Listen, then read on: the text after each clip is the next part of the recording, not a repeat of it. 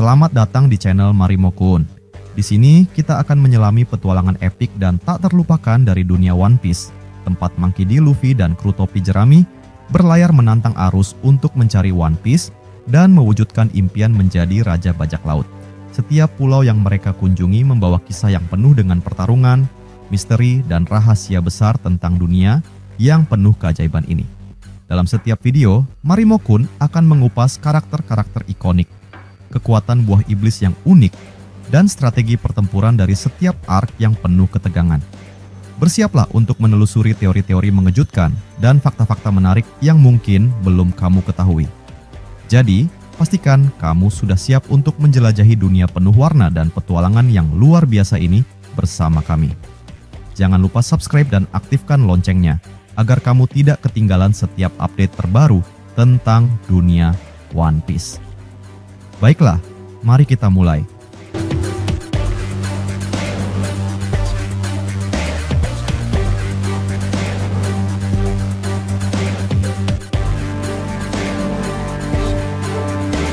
Kisahnya dibuka dengan menampilkan dunia bawah Elbaf, tempat Loki dan dua anggota Ksatria Suci sedang berada. Sebelumnya, dalam chapter sebelumnya, Loki sempat dibuat tak sadarkan diri akibat serangan bertubi-tubi dari Gunko. Namun, dalam chapter kali ini, Loki sudah kembali sadar, membuktikan bahwa daya tahan fisiknya memang luar biasa. Saat itu, Loki memperhatikan sesuatu yang aneh. Wajah salah satu Ksatria Suci terlihat sangat mirip dengan Shanks. Kebingungan pun muncul dalam benaknya. Bagaimana mungkin seorang Tenryubito memiliki wajah yang sama dengan seorang bajak laut? Shamrock, salah satu Ksatria Suci, akhirnya mengungkapkan fakta mengejutkan. Shanks sebenarnya adalah saudara kembarnya yang terpisah sejak kecil. Dahulu, Shanks pernah dibawa ke Marijoa, tetapi ia menolak tinggal di sana dan memilih hidup sebagai manusia biasa di dunia luar. Dengan demikian, jelas bahwa Shanks mengetahui asal-usul keluarganya. Loki menganggap situasi ini sangat ironis. Ia tidak hanya menyimpan dendam terhadap Shanks, tetapi kini juga kepada saudara kembarnya. Dengan penuh kemarahan, Loki bersumpah akan membalas kematian hewan-hewan buas yang dibantai oleh para Ksatria Suci. Namun, pernyataan ini justru membuat Shamrock kesal. Ia mempertanyakan apakah Loki berani mengancamnya secara langsung. Gunko pun menegur Shamrock, mengingatkannya bahwa sebagai pemimpin Ksatria Suci, ia tidak seharusnya membuang waktu menghadapi seseorang seperti Loki. Meski begitu, Shamrock tetap memutuskan untuk menyerang Loki, tetapi dengan cara yang tidak langsung. Dengan menarik pedangnya, Shamrock memperlihatkan kekuatan uniknya. Pedang itu berubah menjadi seekor anjing berkepala 3 yang menyeramkan. Rupanya, pedang tersebut memiliki kekuatan dari buah iblis mitikal Zoan Cerberus. Menariknya, anjing berkepala 3 itu memiliki selendang awan hitam, menandakan bahwa buah iblis tersebut sudah mencapai tahap awakening. Dalam dunia One Piece, bukan hal baru jika benda mati diberikan kekuatan buah iblis. Tak mau kalah, Gunko juga menunjukkan kekuatannya dengan menciptakan burung raksasa dari anak panahnya. Mereka berdua pun melompat ke atas burung tersebut dan mulai menyerang Loki dari udara. Loki yang memiliki kemampuan Kenbun Shoku Haki dapat merasakan betapa berbahayanya serangan ini. Cerberus milik Shamrock tiba-tiba memisahkan ketiga kepalanya dari tubuhnya. Ketiga kepala tersebut lalu berubah menjadi pedang dan berputar dengan kecepatan tinggi, menyerang Loki tanpa ampun. Dalam hitungan detik, Loki terkena serangan itu secara langsung, membuatnya merasakan sakit yang luar biasa. Sementara itu, Shamrock dan Gunko terbang menjauh, mulai membicarakan rencana mereka selanjutnya untuk menaklukkan Elbaf. Karena Loki menolak bergabung dengan Ksatria Suci, mereka pun memutuskan langkah baru, menangkap anak-anak Elbaf terlebih dahulu. Untuk melancarkan misi ini, Shamrock meminta Gunko memanggil satu anggota Ksatria Suci tambahan ke Pulau Elbaf menggunakan teknik teleportasi berbasis sihir.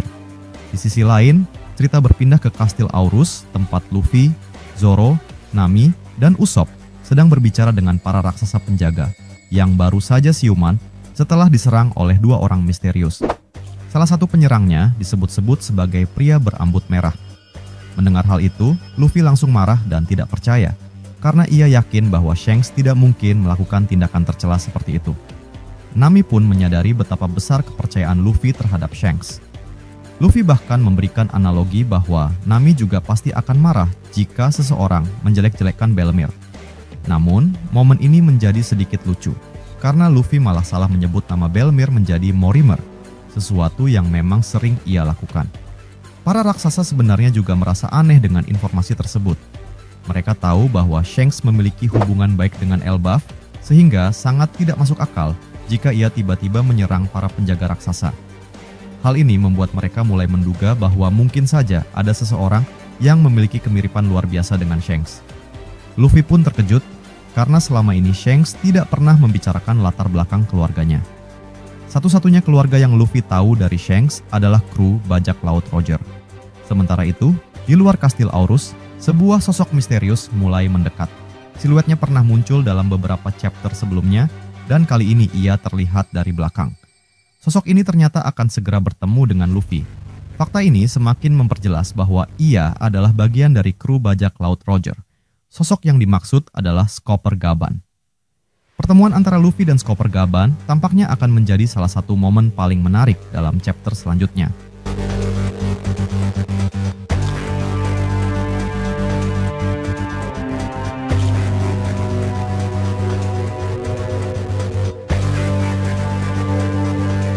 Di tempat lain, Franky dan Ripley menemukan sesuatu yang mengejutkan di pohon Adam.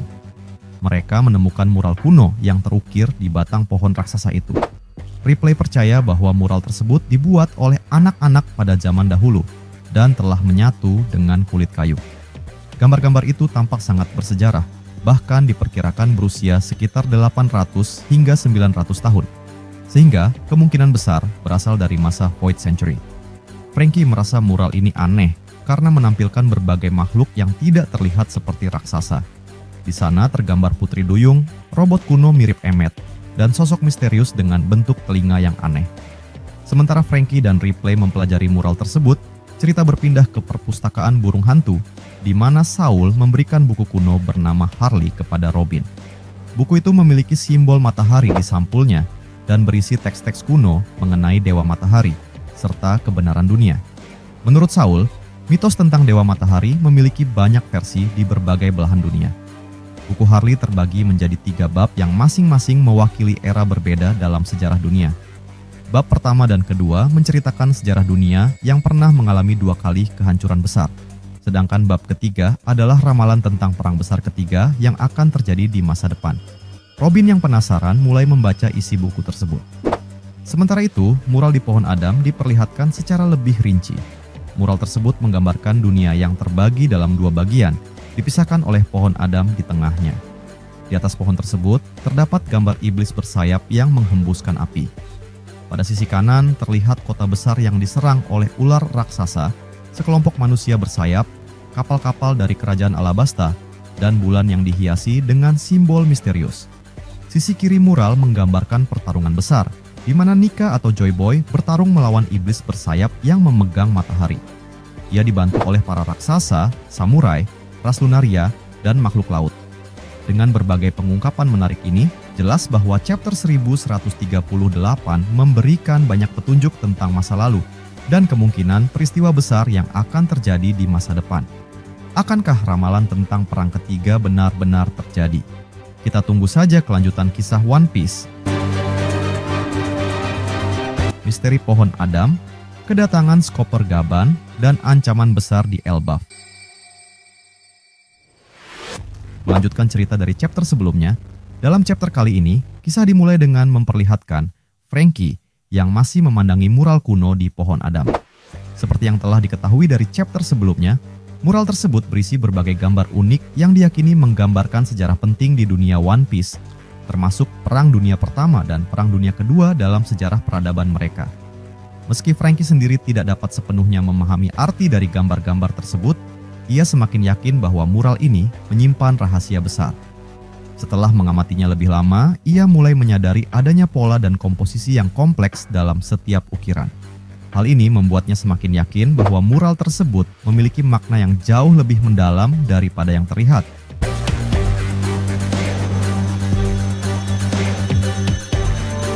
Dalam chapter sebelumnya, Franky telah memutuskan untuk membawa Robin ke tempat itu agar ia bisa menganalisis mural tersebut dengan pengetahuannya tentang sejarah kuno. Ditemani oleh Ripley, Franky pun memutuskan untuk menjelajahi lebih jauh area sekitar pohon Adam. Ia yakin bahwa masih ada banyak rahasia lain yang tersembunyi di sana. Dengan penuh semangat, mereka melangkah lebih dalam ke dalam hutan yang mengelilingi pohon Adam, berharap bisa menemukan lebih banyak petunjuk mengenai masa lalu dunia ini. Sementara itu, cerita berpindah ke Kastil Aurus, di mana Luffy, Zoro, Nami, dan Road masih berbincang dengan dua raksasa penjaga yang sebelumnya tumbang dalam pertempuran. Mereka masih mendiskusikan sosok misterius yang memiliki wajah yang sangat mirip dengan Shanks. Luffy dengan penuh keyakinan menyatakan bahwa apakah orang itu benar-benar saudara Shanks atau hanya seseorang yang kebetulan mirip dengannya? Yang pasti, dia bukanlah Shanks. Luffy sangat percaya bahwa Shanks tidak mungkin melakukan tindakan tercela seperti menyerang para raksasa Elbaf. Para raksasa penjaga itu juga merasakan hal yang sama. Mereka mulai mempertimbangkan kemungkinan bahwa sosok yang menyerang mereka hanyalah seseorang yang memiliki wajah serupa dengan Shanks. Sebagai saudara kembar Shanks, tidak mengherankan jika Shamrock memiliki wajah yang identik dengannya, sehingga kebingungan ini pun muncul. Luffy, yang mulai merasa kesal dengan situasi ini, menyatakan bahwa jika ia bertemu dengan orang tersebut, ia tidak akan segan-segan menghajarnya. Baginya, siapapun yang berani menyerang para raksasa dan membuat Shanks menjadi tertuduh harus bertanggung jawab atas tindakannya. Para raksasa kemudian bertanya mengapa Luffy dan yang lainnya datang ke kastil tersebut. Mendengar pertanyaan ini, Luffy mendadak menjadi gugup dan terlihat bingung karena ia tidak bisa dengan jujur mengakui bahwa mereka sedang mencari kunci untuk membebaskan Loki. Melihat reaksi Luffy yang mencurigakan, Nami segera mengambil alih pembicaraan dan dengan cepat mengarang alasan. Ia berbohong dengan mengatakan bahwa mereka datang ke kastil ini hanya karena penasaran. Sebagai bajak laut, mereka senang menjelajahi tempat-tempat baru yang menarik. Namun, tiba-tiba suasana berubah menjadi tegang. Luffy dan Zoro langsung memasang ekspresi serius dan tampak bersiap siaga. Nami dan para raksasa yang ada di sana pun bingung dan bertanya ada apa. Luffy dan Zoro menjawab bahwa mereka merasakan kehadiran seseorang yang sangat kuat sedang mendekat. Ketegangan semakin meningkat ketika di pintu kastil muncul seorang karakter misterius yang mengenakan topi kasa. Sosok ini sebelumnya telah muncul dalam bayangan di chapter 1124 dan 1132. Saat akhirnya diperlihatkan dengan jelas, terungkaplah identitasnya. Dia adalah Skopper Gaban.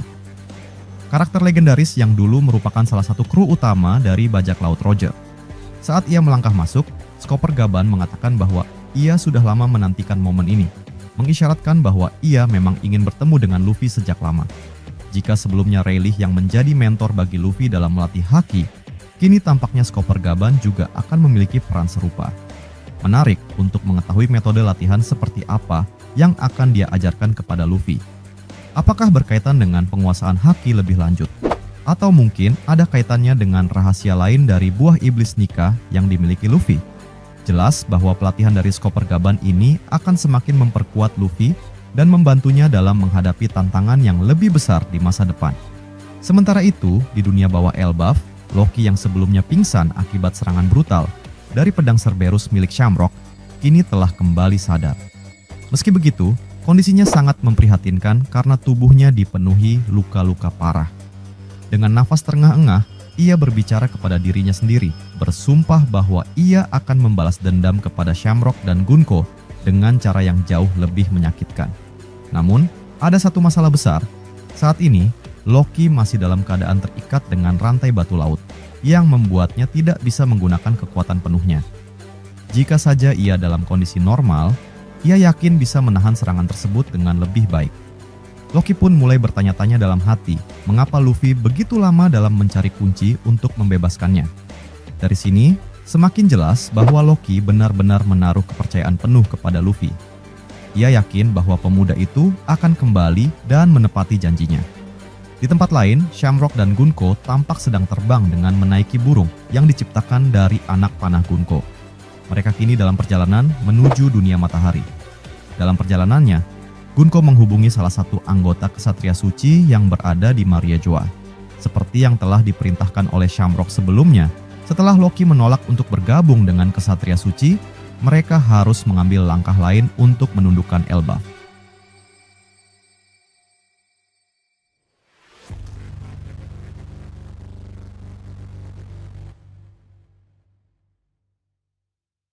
Rencana mereka kali ini adalah dengan menangkap anak-anak raksasa dan menggunakannya sebagai alat ancaman agar para prajurit Elbaf tunduk kepada pemerintah dunia. Kesatria suci yang dihubungi oleh Gunko pun merespons dengan antusias. Ia berkata bahwa ia sangat senang mendapatkan panggilan ini dan segera bersiap untuk pergi ke Pulau Elbaf. Sementara itu, di sekolah Walrus, suasana belajar mengajar berlangsung seperti biasa. Namun, seorang anak raksasa tampak murung. Asisten Saul yang mengajar di kelas tersebut menyadari perubahan sikap anak itu dan bertanya, "Ada apa?" Anak itu mengaku bahwa ia merasa ada firasat buruk yang sangat kuat, meskipun ia sendiri tidak tahu apa yang menyebabkan perasaan itu. Anak-anak lain menganggapnya aneh dan tidak menghiraukan ucapannya, tetapi asisten Saul menanggapinya dengan serius. Dalam hati, ia bertanya-tanya, apakah firasat ini merupakan pertanda buruk bagi Elbaf?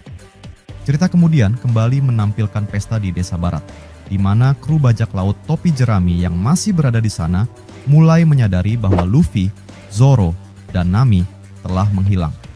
Setelah bertanya kepada salah satu raksasa, mereka mengetahui bahwa ketiganya pergi bersama Road menuju Kastil Aurus.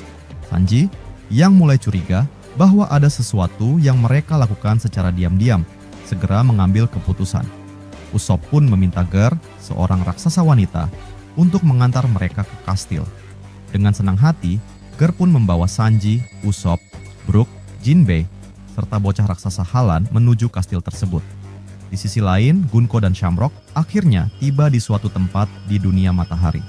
Gunko bertanya apakah menurut Shamrock, Loki masih hidup. Shamrock menjawab bahwa dengan kondisi Loki yang terikat rantai batu laut dan terkena serangan telak dari Cerberus, ada kemungkinan besar ia sudah mati. Namun, jika ternyata Loki masih bertahan, maka itu berarti ia memang layak menjadi lawannya.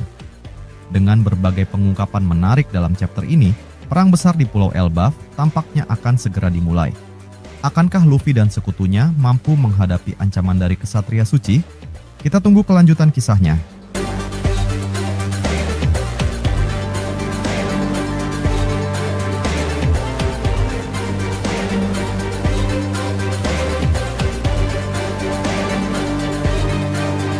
Terima kasih sudah nonton sampai akhir.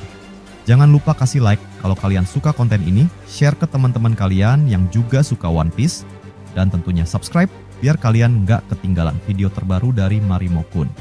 Kalau ada teori, fakta, atau topik lain seputar One Piece yang kalian pengen kita bahas, langsung tulis aja di kolom komentar. Sampai jumpa di pembahasan berikutnya, dan teruslah berlayar bersama kru Mugiwara.